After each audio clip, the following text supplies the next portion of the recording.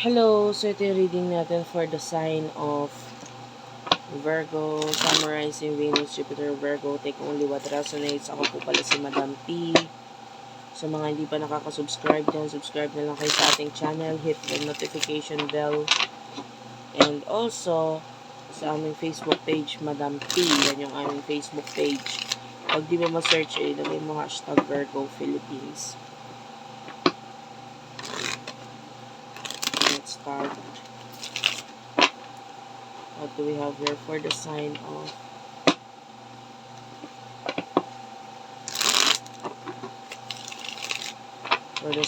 Virgo?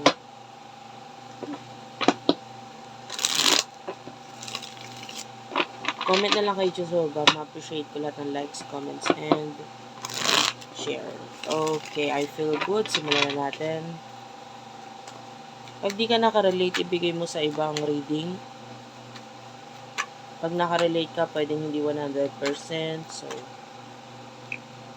wait lang. Ayusin ko lang yung camera, guys. Okay.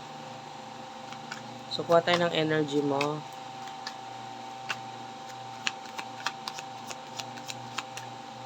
Love reading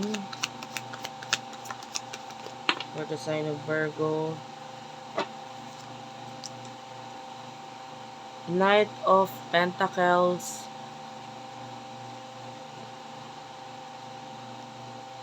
Six of Pentacles, at saka Queen of Cups. Nakita tayo dito ng offer na makakatulong sa'yo, the Queen of Cups. Parang kailangan mong i-accept or tanggapin itong offer na to. Alam mo kasi sometimes, di ba, nananalangin tayo. Hindi man sometimes, pero eto, pag ikaw nanalangin, yung prayer kasi or yung sagot sa kahilingan mo sa panalangin na yun, most of the times, is padadaanin talaga yan sa ibang tao. That's what I can see here. Kasi parang ito, this is like sagot sa panalangin mo na pinadaan siya sa ibang tao. Some kind of help. And you do have here the Six of Cups. This could be past energy. So, people from your past. Yan. Tapos ito, makakatulong ito. You do over the Strength card para magkaroon ng mas matibay na foundation para sa'yo. Okay? So, let's get the energy of your person. Katulad lang yan ng pagbuo ng bahay eh. Hindi naman mabubuo yung isang bahay kung nakulang yung materials. Kailangan kompletong materyales. And then, pagdating sa future mo, I can see na you will build something big sa future. May mabubuo kang malaki or, big in the future, but kailangan ng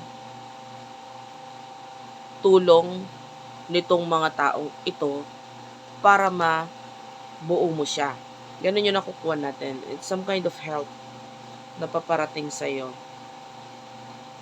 dahil sa tulong ng ibang tao.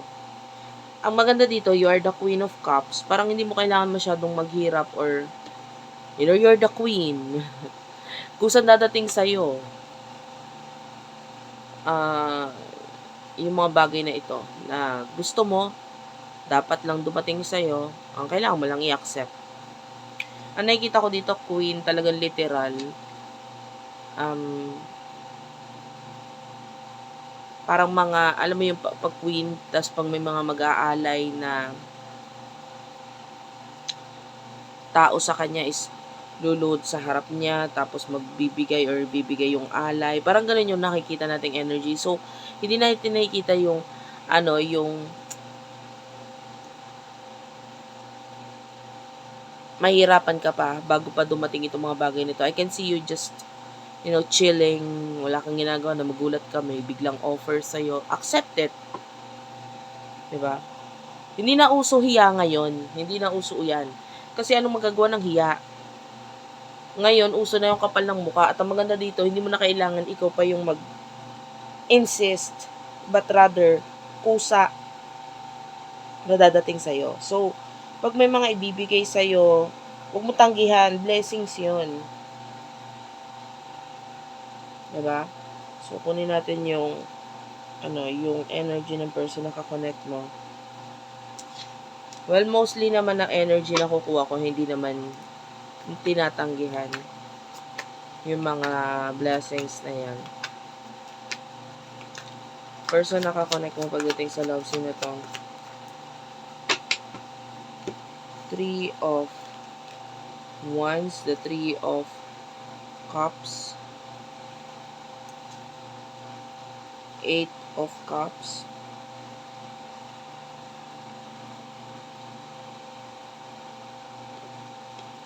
Justice card is at the bottom of the deck, followed by the Hierophant.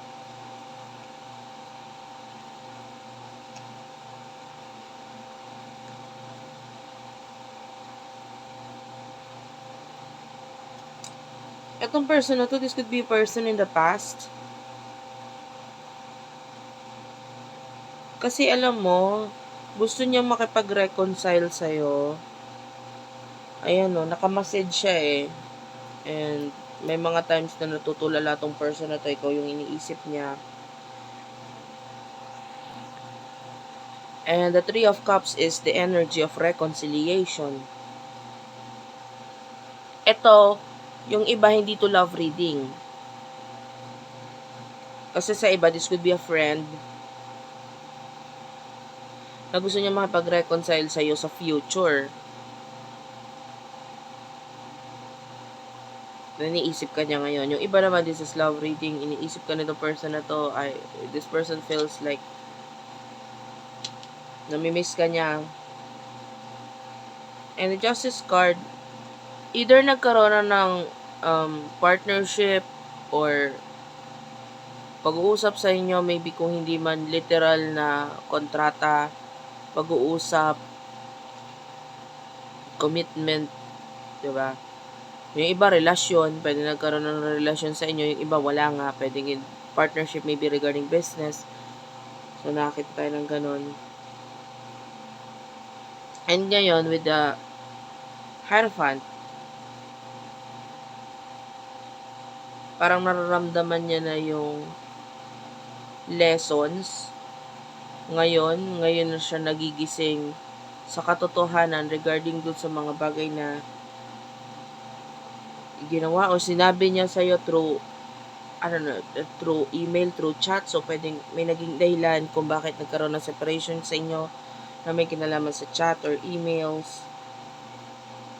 Gusto niyang balikan yun at kung mababalik niya yun, kumbaga sana hindi niya na lang to ginawa, sana hindi niya na lang to sinabi.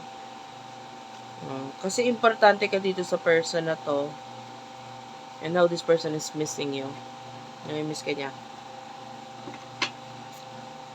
So, ano yung mga emotions ninyo sa isa't isa?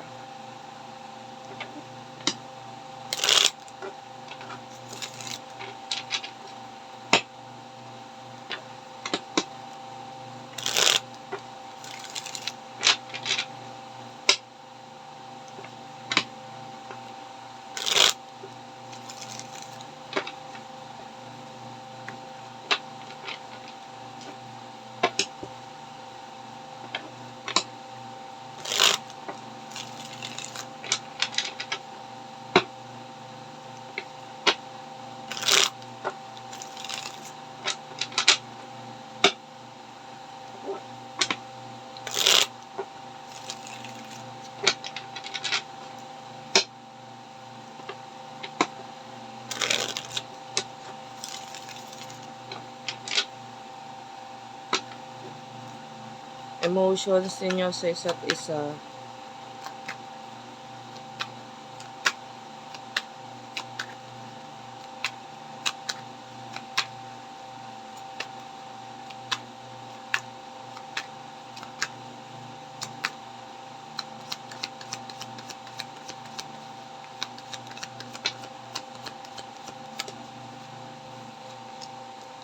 Two of Swords. Ten of Swords.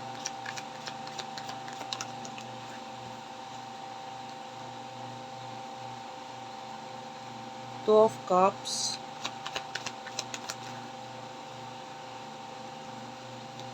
Okay. Five of Pentacles and the Three of Swords is here. Alam mo, habang kinukuha ko yung energy nito,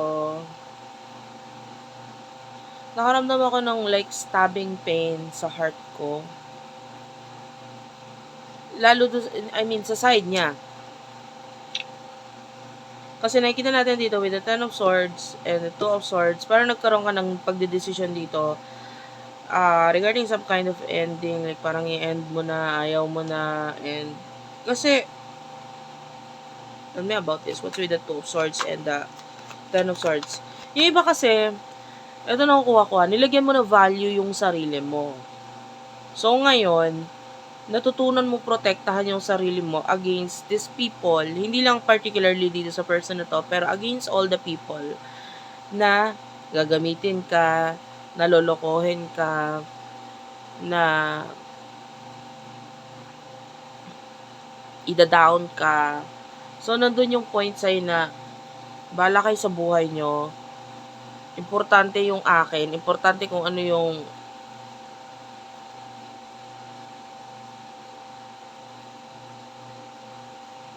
mga gusto ko or kung ano lang yung kaya ko, ito lang. Hindi ko kailangan i-push ang sarili ko sa inyo, hindi ko kailangan ipilit ang sarili ko sa inyo. Kung ayaw nyo, diwag. That's your energy eh. So, what's with the Two of Swords and Ten of Swords? Yeah. Hindi naman sa nagiging makasarili ka na, although nandito sa reading mo yan with the Four of Pentacles, nagiging makasarili ka. Pero kasi, tapos ka na dun sa point na sila ka ng sila. Na parang, na ikaw pa yung nagkukumahog or lumalapit, ganto ganyan, sa kanila din. Kung ano yung mga gusto nila, bigay ka lang ng bigay para yung iba sa inyo, hindi ka na naging people pleaser. Well, in the past, maybe you are like that. Meron kang binago sa sarili mo. May shifting na nakita tayo dito. Lalo na with the Ace of Wands. Which is, kung ano lang yung kaya, maliit nga lang na actions, nakikita natin ang kaya mong ibigay sa iba. Kasi maaaring marami ka nang binigay sa kanila. Diba? Or, in the past, pwedeng mas kinonsider mo yung mga sasabihin nila kaysa sa pansarili mo. 'Di ba? Naging selfless ka na dati. So ngayon, with the Four of Pentacles, naging ganyan ka rin naman, may pinaguhugutan ka rin naman kung bakit ka naging ganyan, naging makisarili ka.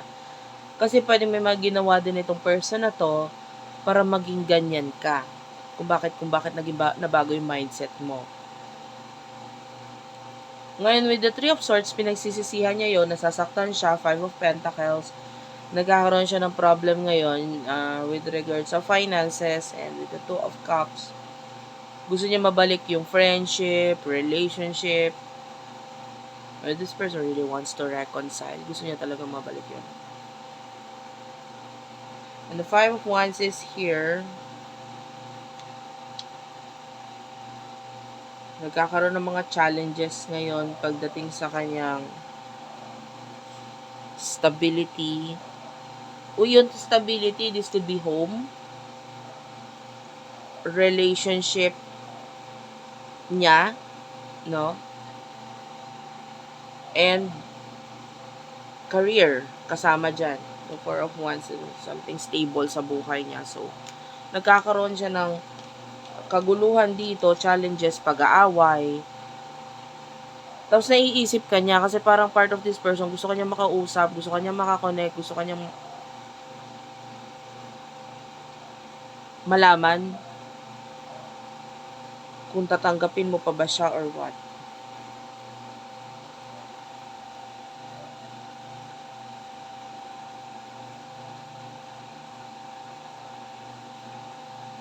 May nakikita tayong another person.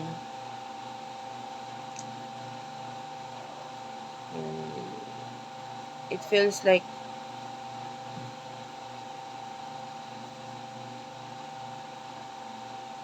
parang sana bumalik.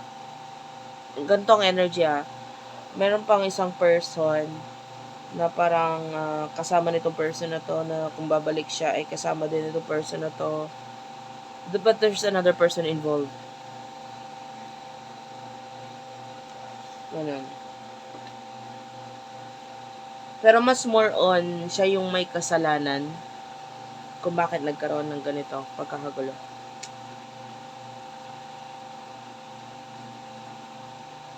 If this is an ex or ex energy, maybe that's a child na involved sa connection ninyo.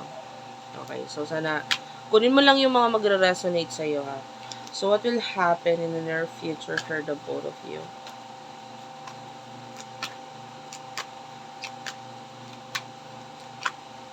You would know na iniisip ka nito person na to, especially kung napapanaginipan mo siya.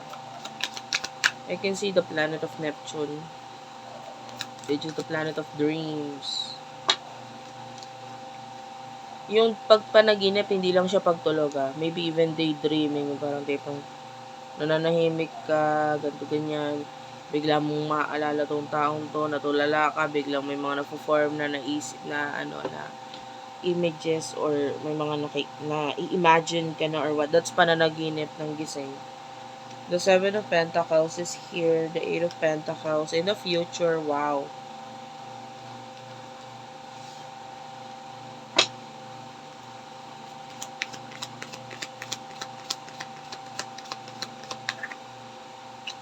Nakita ko angel number 888.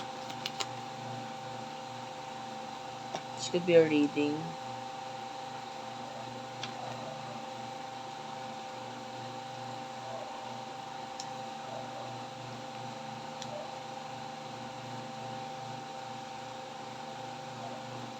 What's with the 7 of Pentacles, 8 of Pentacles?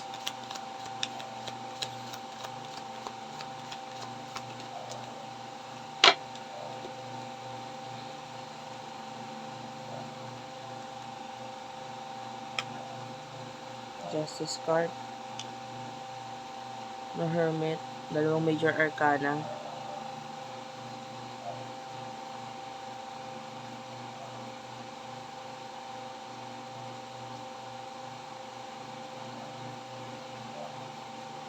Okay.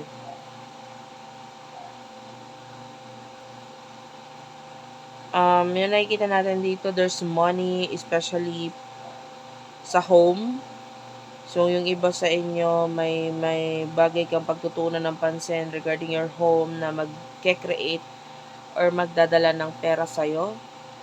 Oh, this is good. Justice card, maybe may kinalaman sa career na home base or working at home, there's money there. I love this energy. Gusto ko to. The 10 of Wands and the Hanged Man. The Emperor is also here.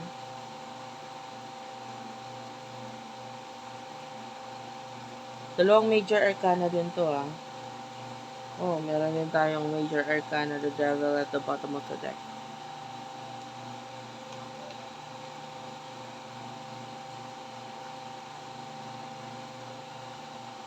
Yung person na to, I can see, marami siyang obligasyon. Nasaktan siya, nahirapan siya, pagod na siya. Nandun yung waiting pa rin na to person na to sa'yo. Like, look at that Hangman. It's looking, or nakatingin siya dito sa iyong direction. Which is you are the Hermit. Which is you, Virgo. Para ka nasa kuweba or yung Hermit kasi, ermitanyo yan.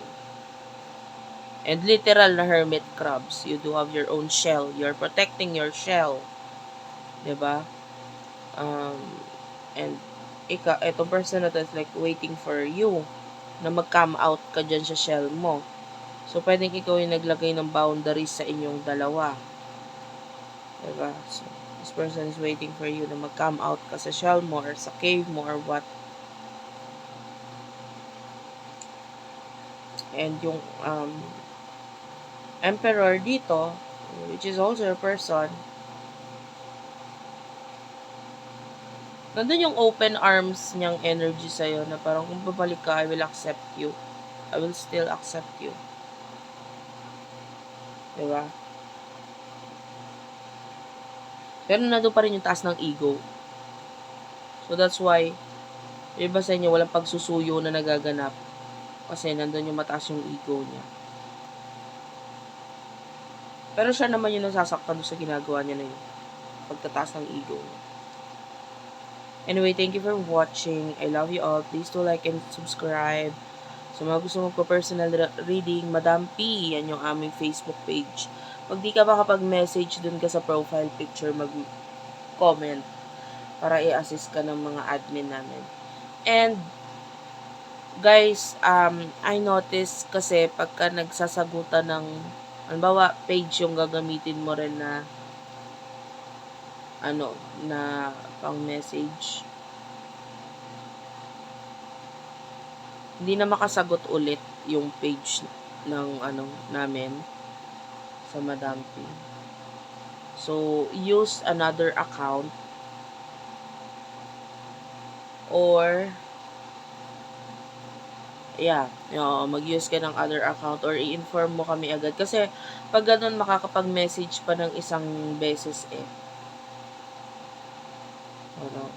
pwede ka mag-message doon kung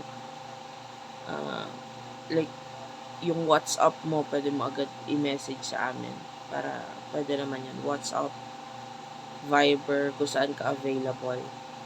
Thank you for watching. I love you all and bye-bye.